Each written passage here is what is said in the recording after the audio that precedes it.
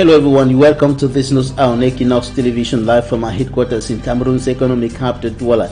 I am Bable Jonathan. The United Nations is demanding impartial investigations into the burning of the Mamfe District Hospital in the crisis-stricken southwest region of the Republic of Cameroon in order to determine and establish perpetrators and bring them to book. And the UN, in a release, highlights violations of international human rights, notably concerning attacks on health facilities and other institutions forbidden during war or crisis. Also in this newscast, we will show you the deplorable states of roads in several parts of Cameroon's economic capital. Douala, circulating in some parts of the town, has become more or less an uphill task. And in news out of the Republic of Cameroon, we will talk about excessive government spendings in several African countries to the detriment of the growth and well-being of the nations and their peoples. And in this newscast, we will show you how Malawi has imposed restrictions on foreign trips of the president to curb government spending. Stay with us.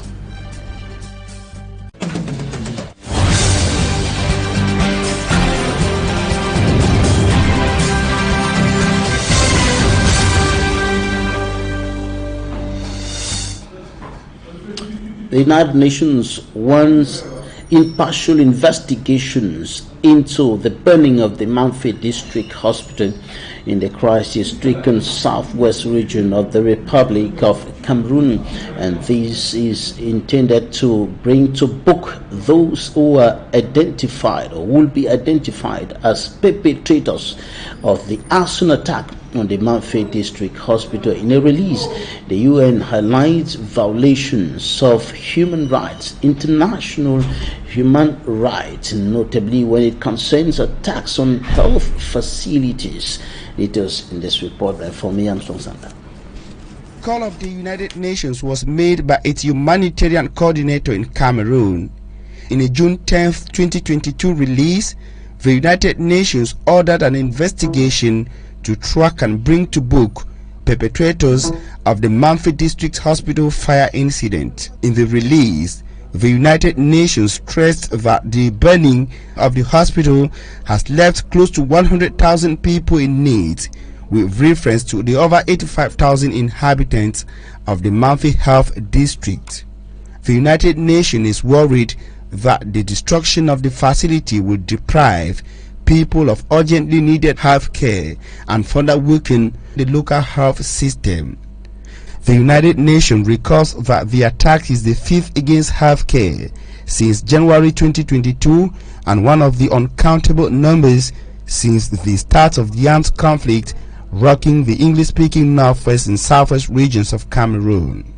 With these numerous attacks on health care in the conflict-stricken regions, the United Nations reminded warring parties that attacks on healthcare workers, patients and facilities are serious violations of international human rights law and must all be investigated and perpetrators brought to account. The release ended with an untamed call for conflicting parties to protect health care and refrain from hindering access to medical services. The Mamfe District Hospital in the Manu Division, southwest region of Cameroon, was burnt on the night of June 8, 2022. And because of the insecurity and instability prevailing in the two English-speaking regions of the Republic of Cameroon, the northwest and southwest regions, several children have been out of school for over 5 years today. Many of them unable to go to school. Many schools shut down because of the continuous violence, destruction, and other atrocities recorded in those two regions. And today, pupils of class 6 were taking part in the 2022 session of the first school leaving certificate examination, but in several parts of the northwest and southwest regions, the pupils, or many pupils, could not take part. They couldn't write. In the Meme division, in particular in the southwest region of the country, several children could not travel from remote areas to the urban center Kumba to take part in the examination. However, some of the pupils who were privileged to be in areas where there is less trouble were able to take part in the examination in the town of Kumba in the Meme Division Southwest region of the Republic of Cameroon. Now, here in the littoral region of the country, as it was the case elsewhere in other parts of the country away from the northwest and southwest regions, the examination unfolded hitch-free. And Anabila visited some centers here in Douala with the authorities and brought back this report.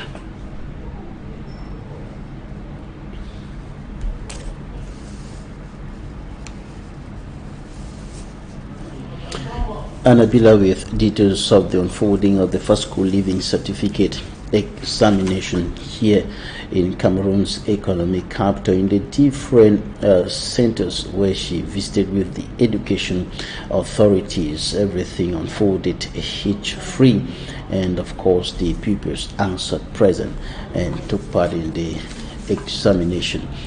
Details in this one. These are Class 6 pupils and those of Cours Moyen 2 in the Francophone subsystem of education. They were sitting in for their very first official exam, the first school leaving certificate and the certificat d'études primaires. Thus, it is imperative for proper checks to be done to put the kids in total confidence. The Secretary of State at the Ministry of Basic Education, Dr. Asheri Kilo, makes a tour of several examination centers in Douala to be sure all is in place. She noticed that among the children registered for the exams, some absences were recorded, mostly caused by ill health. At one of the examination centers in Bonabering, this little girl isn't feeling so well. After examining the situation, Dr. Asheri Kilo instructed and insisted that no pupil should miss an entire academic year because of an issue that can be handled. A child who falls sick during exams should be taken care of. Primarily, you make sure that the child does not have a temperature. You get the school doctors who are always around to check the child. And during that period of 15 or 30 minutes that you keep the child away, you got to give that child the 15 or 30 minutes at the end of the exam, because it is a natural phenomenon. The child was early enough to do her exams, but she got sick. With a child that is hospitalized, that can be a little bit tricky. But then we will think about situations like that, because getting invigilators to go to hospitals become a bit of a problem. The Secretary of State as well took note of the state of some public schools. She questioned why the paintings are fading, and her ministry's attention is yet to be called to it. The minister also expects me to look at the state of the schools. Some of the schools are in very good state, some of the schools need a lot of touch-up, and we are hoping that during this vacation the minister will be able to do a facelift for some of our government schools. In the over 6 accommodation centers visited, Asheri Kilo says there are no big issues to worry about. We made sure that we visited centers that are hosting children in both the denominational and non-denominational, as well as government schools. And we are happy that the chief of centers are very confident. They did not raise any major issues at all. We are hoping that by the end of 2 weeks, the results will be out and the pupils will be ready to face secondary education. 80,000 pupils are sitting in for both exams in the littoral region, 50,000 for the SEP and 30,000 for the first school leaving certificate. The examinations end on Wednesday, June 15. In the report coming up next, we're going to show you the ugly face of underdevelopment challenges in the Indian Division Southwest region of the Republic of Cameroon. The people from that part of the country are now putting together all efforts to step up development, punctured by the close to 6-year-long armed conflict hitting the northwest and southwest regions of the Republic of Cameroon. Details in this report by Mother Glory. Bad road network, lack of potable water, Electricity and inadequate infrastructure are some of the challenges faced by the natives of Balue, Diang Division in the crisis-hit region of the southwest. The problems we are facing in the Balue land is that of underdevelopment. Yes, we are so underdeveloped in such an extent that we do not even know whether we are no more. We are like people who have lost their origin. We lack roads, we lack pipe-borne water, we lack hospitals.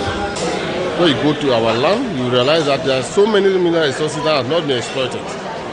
And since the place is enclave, it makes it difficult even for people to go and study the area and know what is happening there. Developmental projects will be very difficult to realize them in our villages because of all the headings that we have. Bad roads, no electricity, pipe-borne water, lacking, security. Those are social unrest at the moment. Those are the type of things that we are facing now in the Balue land. Our roads, our situation now down there is deplorable. Elites of the area assembled in a meeting to develop strategies on how to enhance development and help put a shelter for the Balue community in Yaoundé, especially for those who ran from the war in the southwest region. We have been displaced, so many internally displaced people who have moved to Yaoundé. We see it as a priority that Yaoundé is also our home for now. We shall not only have a hall where we can host our arts, but a museum also for the Balue culture. A common hall is a place where we fortify our unity to fight a common cause. The psychological, the moral, the technical, and the financial means to kickstart this project has been met. I would want to encourage everybody to fall behind them first, realize this project. If we should allow it only for the people of Yaoundé, I see this project taking a longer duration. But as Balue people, what any Balue man is starting somewhere, all of us have to fall behind them and make sure that the project is realized before we start another one. The people used the opportunity to call for the government assistance to put up the structure which will also contribute to the development of the capital city and the country as a whole. If the government can come in, it will offer the Balue land can offer a lot of facilities to the government and the people of Cameroon. The elites therefore call on the sons and daughters of the land to come together to restore peace and contribute to the socio-economic development of the community. Several roads across Cameroon's economic capital are in a bad state. Some are in an advanced state of dilapidation. And in the report coming up next, Annabella takes us through the difficulties commuters are facing every day on roads across the city of Douala. Her report. The rapid degradation of roads in the city of Douala is a cause for concern to most bike riders, car owners and other road users. Taking a walk around kilomètre 5, Nilong, Brazzaville, PK13 and PK14, Carrefour Agip and Dakar, most of the road stretches are in deplorable state. A carpenter at the kilomètre 5 neighborhood expressed his dissatisfaction at government's reluctance. Ils sont venus au moins 150 fois, la communauté urbaine. Mais pour ne rien foutre, ils nous versent plutôt le ciment. The urban council has come here several times, but nothing is done. They come here and put cement. Bikes fall each time here with women. They should do a good job if they want to work. The authorities should do their jobs. Mais s'ils pensent qu'ils vont faire un travail, qu'ils font une bonne photographie là-bas, pour mieux voir le problème de cet endroit. Bike riders on their part say due to bad roads, they are obliged to make frequent visits to mechanics. La route est tellement dégradée, nous avions d'énormes difficultés quittant PK14 pour Dokoti. As you can see, the road is really bad. We use about 25 minutes from Dokoti to PK14. They come and pile gravel, but no concrete job is done. The bad state of roads in the economic capital, Douala, is said to be slowing down business activities. Commuters are urging the Minister for Public Works, Emmanuel Nganu Njumesi, to come to the rescue of the local inhabitants. After Douala 3, Douala 5 subdivisions comes Douala 4 subdivision with the lion's share of bad roads in Cameroon's economy. Captain Douala and Smanjikan Gabriel is taking us right away to the Bepele neighborhood of the Douala 4 subdivision, and it's going to show us the bad state of roads and other challenges that the population is facing in that part of the country. Details in this report. One can't go through the roads leading to Bepele neighborhood in the Douala 4 subdivision without meeting either a spoiled car or a tricycle. Completing this stretch of roads into the neighborhood is a major challenge for either the drivers or the passengers. The people here lay the blames on a brewery company that has decided to block the main drainage. When we came and bought the piece of land, we realized that the water was not orientated. So all their wastewaters just flow at a random in a quarter. So as they flow at a random in a quarter, you know, industrial water does not cease. They come permanently, even in the dry season or in the rainy season. Commercial motorcycles, usually noted for gaining easy access into hard zones, also have it tough passing through these main roads leading to Bepele neighborhoods, as the passengers are forced to step out of the bike. People cannot even pass. You see even the road right round. Motorcycle, let's say everything is blocked inside this quarter because there's no passage. When you see water standing all over here, somebody cannot pass. The inhabitants of this zone are looking up to the authorities of Douala 4 subdivision and the city mayor to help them. Automatically the road is bad, so we don't know, government should try and do something. But we are really suffering here. Please, people should help us and see what the government can do to help the people. The people here in the quarter, they are suffering so much. The authority should know that, should be informed to orientate their wastewaters, direct it to where it has to flow. The opening of a drainage will solve the problem, but that will come with a cost, as some of the inhabitants have also constructed on the drainage pattern. The divisional officer of Mbanga in Mongo Division, Littoral Region of Cameroon, decries the fact that the population of Matuke village are not denouncing security threats in their area. A gendarme officer was killed in that area recently, and the division officer was on the incident scene. Smanjikan Gabriel has more. It was on the spot where gendarme officer Zimbe Zema Heman was killed that the divisional officer of Mbanga started his visit to Matuke village. It is alleged that gendarme officer Zimbe Zema Heman was on his way to Pendamboko when gunmen ambushed him while he stopped to cross a pool of standing water. At Matuke village, the divisional officer of Mbanga held everyone responsible for the tragic death of the gendarme officer. We don't need to blame the vigilante group, but all of you here, it is a very serious case.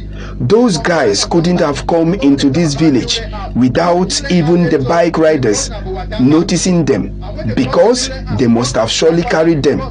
They slept in the bush throughout the night and none of you didn't notice. They can't sleep inside bush the whole night.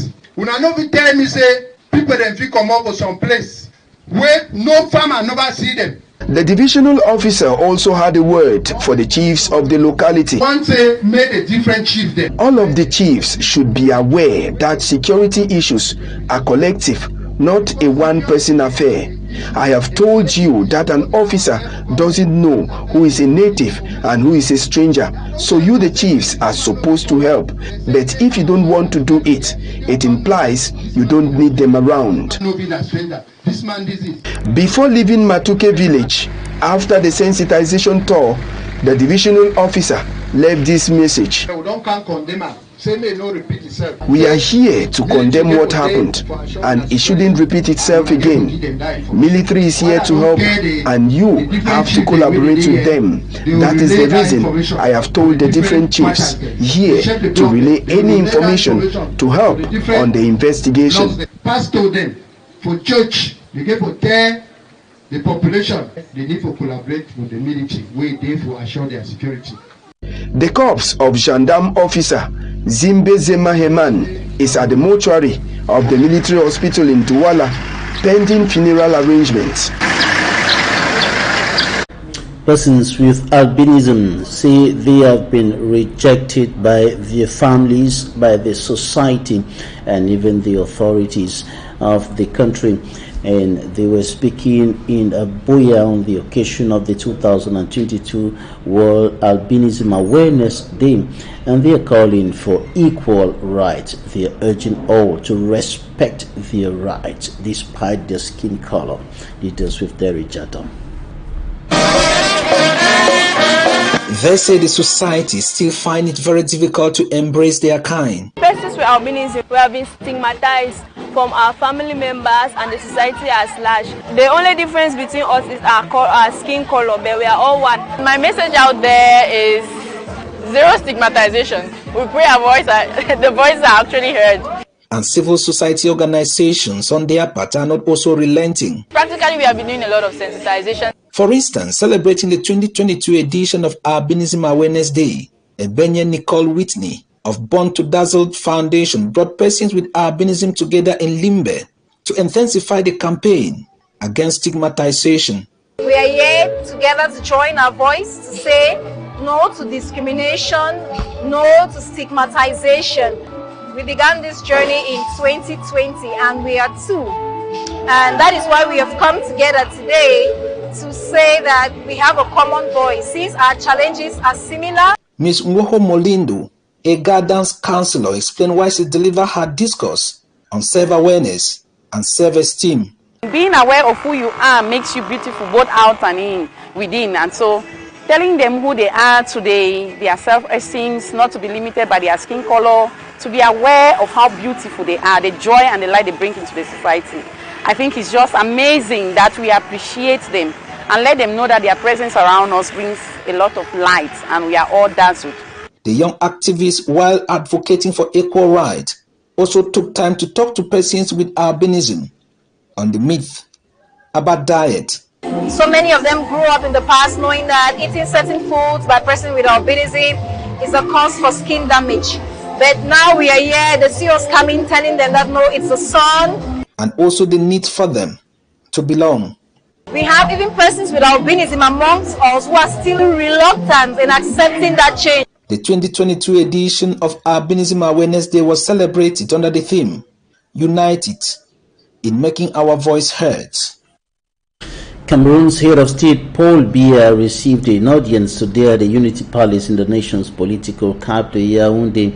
A special envoy of Congolese President Denis Sassou Nguesso, and of course the envoy of the President of Congo, Denis Sassou Nguesso, was in a discussion with the President of the Republic of Cameroon earlier today over issues between the two countries, bilateral ties between the Republic of Cameroon and Congo. Ingrid Olga Ghislaine Buka Babakas had a few minutes of discussions with the President of the Republic of Cameroon, Paul Biya, over issues of mutual interest between the Republic of Cameroon and Congo, and of course the African continent at large. Malawi's president cancels foreign trips in an austerity plan. The country's finance minister has announced that Malawi stands to save $261,000 from the two presidential trips as part of the government's austerity measures. President Lazarus Chakwera will not attend the Commonwealth Heads of Government meeting in Kigali, Rwanda, and the OPEC Fund Development Forum in Vienna, Australia.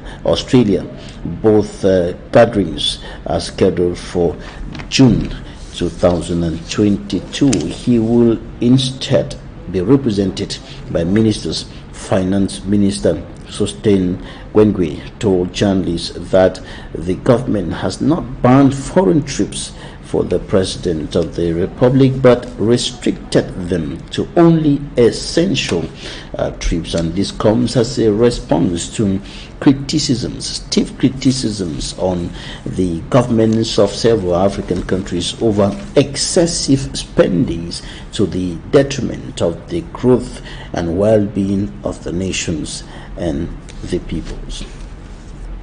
And this is where we end the first part of this newscast. Talking Point is up next.